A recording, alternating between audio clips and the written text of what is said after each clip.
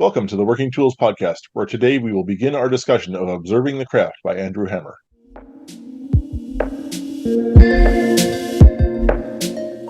Ladies and gentlemen, brethren all, welcome to the Working Tools Podcast, a casual conversation around Freemasonry. First, it's important to note that our thoughts and opinions are our own and do not reflect those of our Grand Lodge or respective craft or concordant bodies. Please connect with us and ask questions via our website at theworkingtoolspodcast.com.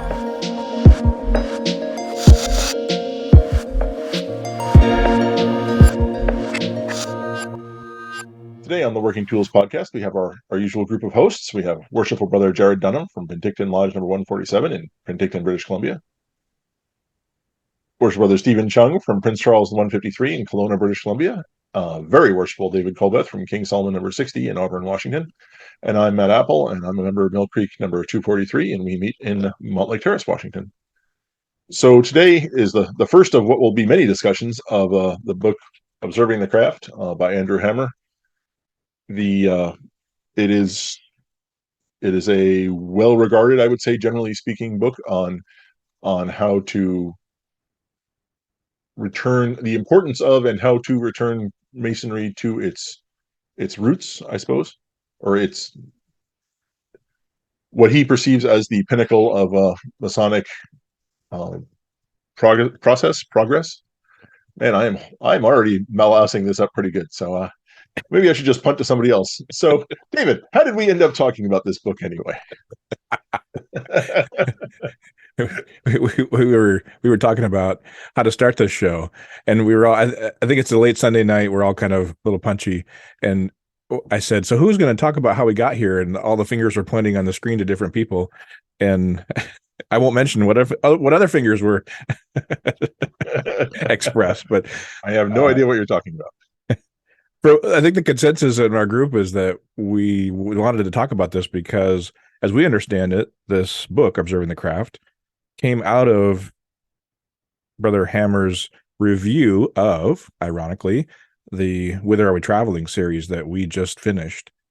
And so we wanted to extend that series and continue talking about some things. And originally we talked about trying to go into the other answer papers or even into the other papers that Most Worshipful Smith did. And we thought it might be a little redundant. However, even though Observing the Craft is a little bit of the same thing that Whither Are We Traveling brought up, I think it's a different twist. And essentially, I think he wrote a guidebook for those Masons and lodges that want to have some foundation in what might be considered as the origins of the craft, or what was his definition? He actually provided a definition, and I think I underlined it, but maybe I didn't. Now I'm going to have dead air here. I think that was one I wrote but didn't underline. He actually gave a definition of what this book is about, and I'm missing it. I know I wrote it. I got it. Got it? Well, I got what I underlined because I honestly, as far as I'm concerned, this is the blueprint for a good lodge. Yes. This is in the preface. He writes, okay, I gotta put it away so I can actually read it. The book will steadfastly support the definition of the craft as a philosophical society, Yes. which demands of its members the highest standards in all areas of its labors. Yes. Sorry, That's labor. I'd forgot that I'd written it in the first page of my notebook. Yeah. I thought exactly. I was just pointing to the exact line, just in case you had something different. Yeah, I couldn't believe that I saw that after I've read this book and read the preface. I don't even know how many times I've read it. And then I saw it and went, wait a minute, there's the definition right there. He didn't bold it or italicize it or anything. It's just kind of slipped in there. So not to give this whole book away, but. Well, and I haven't, I myself, I've only gotten to the end of chapter 2, and I can wholeheartedly so far agree with these opening statements that Jarrod had about being a blueprint. So far, I'm just in I'm a little surprised though, because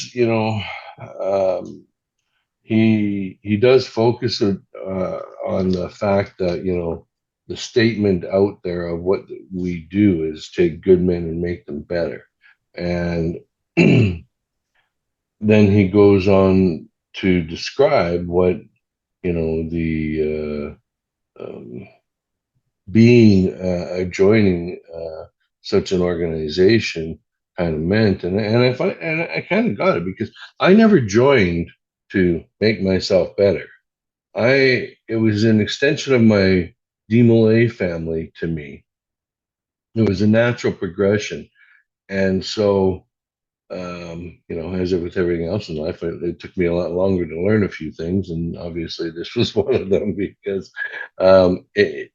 it makes me, what I've read so far makes me want to do those things, and I'm already thinking in my head, how can I present this to my lodge so that we could have a lodge that is observing, and I don't know how well that will go over, even though, like Jarrod said, it seems to be a blueprint for what we should be doing in lodge, right? And he does make other quotes in there, and I don't know exactly where they are in there right now, but they refer to, when we go to lodge, we uh, just by observance of trying to hold ourselves to that higher standard, we dress well. We dress in a tuxedo, not just a suit jacket. We dress. We work hard to perform our ritual well, and hold ourselves to that higher level, right? And to try and deliver to that, or deliver that impression to our candidates as they're going through. I thought it was so far it's rather intriguing for me. So I noticed in the opening he talks about that so many of these things have fallen out of practice, and of course he's writing this in 2009, so it's almost 15 years ago. But again, he was writing it, if our assumption is correct, he was writing it in addition to a paper that was written 40 years ago, 60 years ago, I guess now. And Most Worshipful Smith wrote in protest to things that had happened 40 years before that, and 50 years before that, and 50 years before that. So this seems to be kind of an ongoing thing so maybe there is an underlying factor in how, maybe it's just people, it's men and humans, I think, is probably the thing that causes this to continue, or maybe it's just cyclical. And so we've heard this before. It's an ongoing thing. And one of the things I wrote down, should some lodges ever have been chartered? No. Jarrod shaking his head no. They shouldn't have been chartered? All right. I've said this before. I'll say it again. The worst thing that ever happened to Freemasonry was that huge uptick after World War II. Yeah. So, but as I think that's actually what caused the problem, and I think that's what Most Worshipful Brother Smith was talking about, because he was talking about 25 years earlier, which would be prior to. Yeah. But I wrote down they must have been able to do the work, and doing what does doing the work mean? That's not really being observant, right? That's just, no, they could do what the ritual and the code says. Well, because technically all you need to be able to do is have 16. Okay, well, these are 16 master masons who can actually who can perform the ritual properly. That's all it's required. See, Matt, even higher standards in BC Yukon. We only need 15. That's because we have an education officer. But yeah, that in our code, that's all that's that doesn't. Does being able to just being able to get through a degree without stumbling, is that, I don't want to jump ahead in the book, because I have read it a few times, but does that make a good lodge? So yeah, that's a great question. What is considered a good lodge? And I think, as you said, we'll get into that, right? Yeah. But I mean, one of the things is though that they can perform all the work. Now, does your constitutions also indicate that the sponsoring lodge there's a sponsoring lodge, right? maybe. Maybe. So there's a lodge has to sponsor a lodge, a lodge that goes into dispensation, requests to be chartered, and at least okay, in our code, that's how it works. Yeah. I'll be back. Just let me go to the library for a minute. I'm pretty familiar with it because this won't become public until after our annual communication. So I'm pretty familiar with ours because I have a resolution that's not going to be brought to the floor because it was ruled out of order regarding lodge proficiency. And so in Washington, you have to have 15 guys, of course. You have to be able to do the work, but you have to have a sponsoring lodge. And that sponsoring lodge is essentially supposed to certify whatever that word means, because the code is silent in that area. What is to vouch for? A sponsoring lodge must be able to verify or vouch for or certify that this lodge they're sponsoring can actually do what they say they can do. And they have all these things, 15 guys, free from debt, have a place for instruction, yada, yada. And then when they petition for their charter after their year of dispensation, then the Grand Master issues the charter. But again, there's really no certification of what this proficiency is other than they can do the work. Well, who and what sets the standard for what they can do the work? And I think this book goes into much more than just the ritualized side of things. We're talking more about the ritual and the work, making masons, basically, because that's what a charter lodge is good for, is to make masons. If you didn't want to make masons, you could do everything a lodge can do. You can have meetings, you can have fundraisers, you can discuss philosophical ideas, but the only thing that you can't do is make a mason officially. Right? No. Or discuss things Masonic. Well, it's circular place for instruction. Certain things aren't supposed to be discussed outside of a tiled lodge. Oh, You can't tile a lodge without a charter.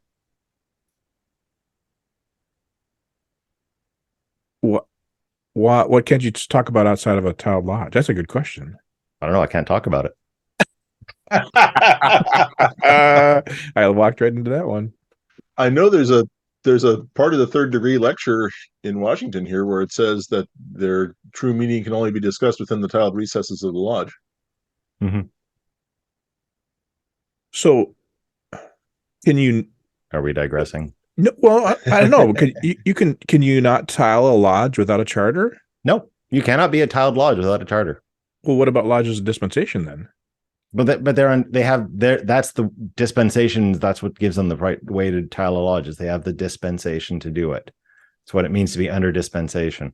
And Grand Master has said, yeah, we'll let you guys do this for a while until you either mess up or we'll give you your own charter and then mess up. Okay, it's the proxy for a charter. Yeah, I'll basically. give you that. Yeah. Interesting. I hadn't thought about it that way, Matt, and I didn't connect in the degree that was a steadfast rule. Like I thought it was more of a. Oh, okay, interesting. Now I'm gonna have to go back and look at it and see what it's not rules per se, as such as guidelines. That's the way I look at the code in general. Coach mode. So we may be jumping ahead in my personal theorizing about this, but in thinking about this book and the general the way that we have talked about the craft, about there are some lodges are more observant than others, more I don't know what the word is, esoteric than others, more making good men better, and some are more fraternal and some are more service oriented and that sort of stuff. And I was forming in my head the hypothesis, which may or may not be true, I haven't figured it out yet, that it's kind of like I've come up with a few different ones. The one I've come up with, which seems to be the least offensive, would be, although I don't know much about Buddhism, but in my head, if you had a Buddhist monastery, there are some guys there who are the entry level novitiates who don't like, they're working on it, and they're doing their thing. And then there's, like, the guy who's the abbot or whatever, who's at the top of the pyramid. And maybe the abbot has been working at it long enough, and he's meditated, and he's thought through issues, etc., and he will achieve enlightenment. And he is not that any of the other guys couldn't, but it's sort of less likely, I guess. Maybe those other lodges that are not as observant need to exist to make it possible for the one percenters, for the top whatever top of that pinnacle of lodges to be, masonry lodges kind of thing. There's got to be a bottom to be a top, right? Right. I mean, we couldn't all be, if we only let in Masons and only allowed lodges to exist that were the freaking awesomest lodges, then what, I guess, would the other lodge, and the other lodges wouldn't exist, would they? We'd be able to raise our initiation fees and annual dues. Right. Well, but that is what he talks about here, though. And when he talks about observing the craft, if it's just the old boys club, then that's not Freemasonry as far as it's described here. He does allude that there's the opportunity for a religious observance connection, in that, if a person or a religious belief is able to have diversity within their ranks, so should Masonry have diversity within their ranks. And I wrote it down as both a question and a statement, because I don't know that in one vein, he says there's only one way of doing things, and here's the 8 steps, and we'll get into those in the future chapters. But then he also says, but there's enough diversity that every lodge can do whatever they want to do, and every Mason can be whatever they want to be. But this is the way it should be. And so there's seems to be that dichotomy of, you do whatever you want, but this is how it should be done. I felt that same thing. There's almost a part of me that was thinking that he included, there's a line in there about, I hope that they will wish us well in the same way that we wish them well, kind of thing. And I sort of read that and went, I feel like he is, my apologies to Brother Hammer, whom I've never had a long conversation with, but I kind of felt like he was saying, so when someone says that we're elitist or whatever, I can say, no, we wish them well. Look, I said it right here in the preface, kind of thing.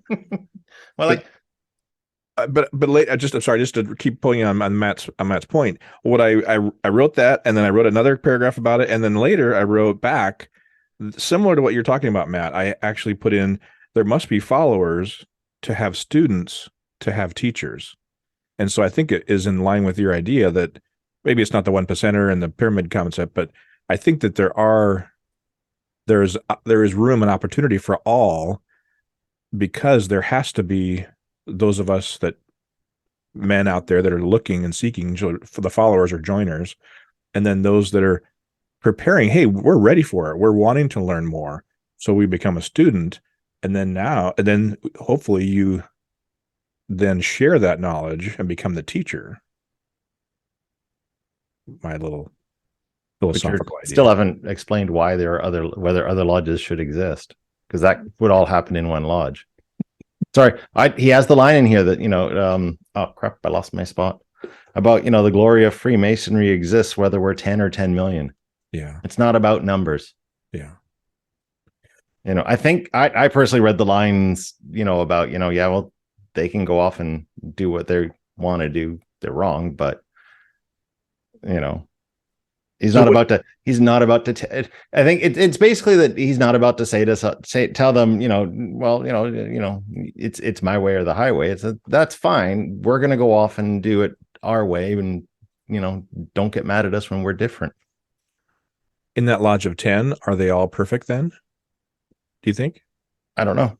Or is there one or two that are the perfect? Okay, for one thing, we can't be perfect. It's impossible. What? Perfection is impossible. It's the striving for that is the important thing, not the achieving of. Right. Yeah. So stop saying about that. They're all perfect. They're all striving. They're all trying. They're doing their best. Yeah. But I forgot to add bless their hearts on the end of that. Bless your heart. You're doing so well. I have when I read this book, it brought to mind another book I wrote. It's Richard Sennett he's a social scientist, and he wrote a book called The Craftsman many years ago. And in it, he has a definition of craftsmanship, which is an enduring basic human impulse, the desire to do a job well for its own sake. And every time I read something, like there's lines in Observing the Craft that, I finish it and I haven't scribbled in the note, craftsmanship. Because I think that's what this book is all about, is craftsmanship, doing something well because you want to do something well. And in the doing of it well, you make yourself better. For those that are watching, there's a lot of nodding heads. A lot of nodding. And that now that I've made my point, I'm going to put my mute on and not talk for the rest of the show. I was going to say, are we nodding or nodding off? Wrap it up. That really brings us to the end of the preface there, and we're really going to start breaking into the why does observing the craft matter. So being at our time, maybe we could wrap up and come in with the start of chapter 1. Well, I had a question about any man being a Mason. He talks in the preface about any man being a Mason. It's a question. And, well, can any man be a Mason? I think he's alluding, he doesn't say it directly, but I think he's alluding to the 1-day degrees from what big time in there. He even he calls them out. He says no man is a Mason who's done it in a day. Where? In the preface? Not in the preface. Let me go to the library. I'll be back in a minute. I will find it. Well, maybe not. I don't know. Well, it's on the last page of the preface there. The book will argue against the idea that any man can become a Mason in one day, and further suggests that those who believe they have done so have not truly begun their journey. Well, bless your heart, you found it. That was where? That's on the third to last paragraph in the Roman numeral 19 in my book. 19. I don't know, but I've got the fancy. Oh yeah, you got the different one. So it's still in the preface? It's still in the preface, yeah. It's like the second to last paragraph of the preface. As we all rereading our books and nobody can see what we're doing. Interesting. Follow along. When you hear the bell tinkle, flip the page. Interesting. I didn't see that I must have missed it because I didn't see that he said specifically the 1-day thing. Yep. He alluded to it dramatically as far as I was concerned, but yeah. No, I remember reading that and going, ooh, someone's being called out. And so they should. I mean, I don't think we've ever done that up here in our jurisdiction. No. To my knowledge. 1-day degrees? 1-day degrees, no. We had a rash of them, as I understand it, before my time. Rash, good word. And there's still some guys around that were part of that, and now you can't do a 1-day degree without having had your first degree in your home lodge. So a 1-day degree could only occur on the second and third degree, which wouldn't really be a 1-day full degree, but it's basically 2-day degree. But there's some, was it Illinois or Iowa? This is one of the I states. California? They do. I think it was Illinois. That's the me California. state. That's the I state. It was Ohio. I think it was Ohio. Ohio is an I state? Yeah. O state. Okay. One of those back there in the Middle East. They do a lot of 1-day degrees. There's like 50,000 Masons or something. I don't know, some crazy number. But they have statistics that back up that for the guys that are in, and then there's a higher percentage of those that are 1-day degree that stick longer than those that aren't. They got to learn it sometime. Yeah. You know. What was it?